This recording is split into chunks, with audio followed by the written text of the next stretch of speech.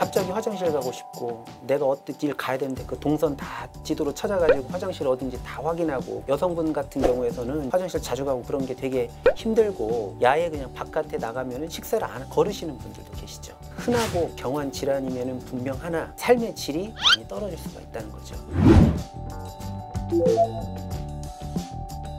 예전에는 과민성 대장증후군이라고 불렀는데 최근에는 이런 증상들이 대장 단독이 아니라 전체에서 나올 수 있기 때문에 요새는 과민성 장증후군이라고 부르고 있고요. 과민성 장증후군은 예전에는 이제 어떤 기질적인 질환이 있는지 없는지 중요했고, 장의 염증이라든지 대장의 암 이런 것들을 제외하고 내시경을 했더니 특별한 소견이 없는데 복통, 복부 불편감, 설사, 변비가 반복된다든지 이런 증상들에 의해서 이제 삶의 질이 떨어질 수 있는 질환이고, 무엇보다도 인구의 약 한 8에서 10% 정도가 가지고 있는 되게 흔한 질병이거든요. 첫 번째는 장 점막에 미세한 염증이 천천히 있기 때문에 다양한 장의 어떤 운동 기능이라든지 아니면 이제 장 점막의 면역 기능이 약간의 문제가 생겨서 발생된다고 되어 있고, 최근에는 장내 미생물, 장내 세균총의 그런 변화나 이런 것들에 의해 가지고도 발생을 한다고 알려져 있습니다. 과민성 장증후군도 설사 우세형이 있고 변비 우세형이 있고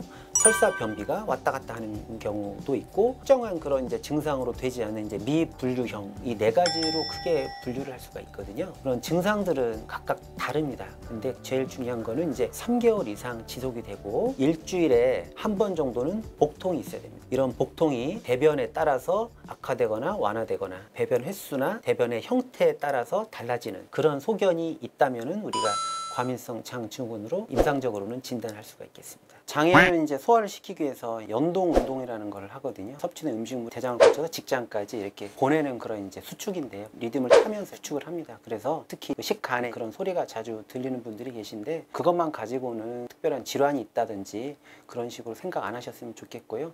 단지 이제 예전에 수술을 하셔서 그런 분들은 이제 장이 유착이 되거나 그래서 소리와 함께 이제 복통이 악화되는 통증을 동반하지만 않는다면 그냥 일반적으로 꼬르륵 소리는 특별히 문제가 없는 증상으로 봐도 무방합니다. 모두 통틀어서 우리가 유익균이라고 하고 그 안에 어떤 한 균주를 유산균이라고 합니다. 유익균들을 복용하는데 도움이 될 수가 있습니다. 하지만은 치료의 그런 효과는 이거는 천차만별입니다. 예를 들어서 개인이 가지고 있는 장 내 그런 미생물 총의 종류나 이런 것들이 많이 다르거든요. 내가 효과가 있을 수도 있지만은 어떤 한 3개월 정도는 효과가 야해 없을 수도 있고 오히려 더 악화되는 경우도 분명히 있습니다. 그래서 일단 어떤 프로바이오틱스 유익균들을 복용을 할 때는 최소한 한 달 정도 복용을 해서 효과를 판정해야 되고, 거기에 따라 가지고 이제 유지를 할지 다른 균주로 바꿀 건지를 좀 결정을 해야 되고요. 프로바이오틱스를 이제 선택을 할 때 여러 원칙들이 있습니다. 첫 번째는 질 높은 임상 연구의 결과가 있는지, 두 번째로는 가능하면은 균주가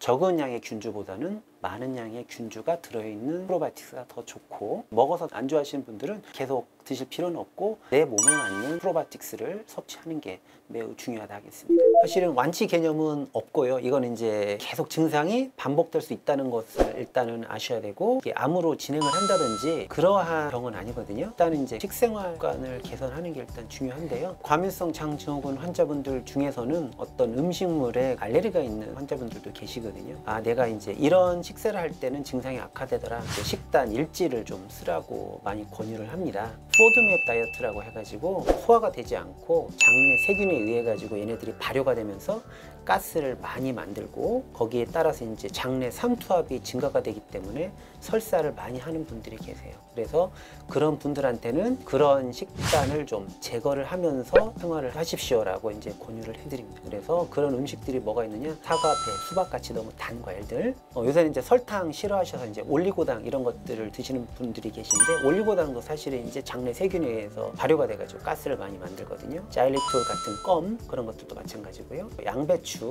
생양파 이런 거 드시는 분들이 계신데 장내 가스를 많이 만드는 그런 음식들이니까 그런 음식들을 가능하면 좀 적게 드시는 것들을 이제 주로 설사형 과민성 장증후군 환자분들한테는 추천해 드릴 수가 있겠습니다. 그럼 위험 증상들이 일단 없다면 과민성 장증후군일 가능성이 높지만 그래도 오래 지속이 되고 내가 일상생활을 하기에 불편하다 이렇게 생각이 되시면은 꼭 소화기내과 전문의를 방문하셔서 확실히 이렇게 감별을 하시는 게 매우 중요합니다.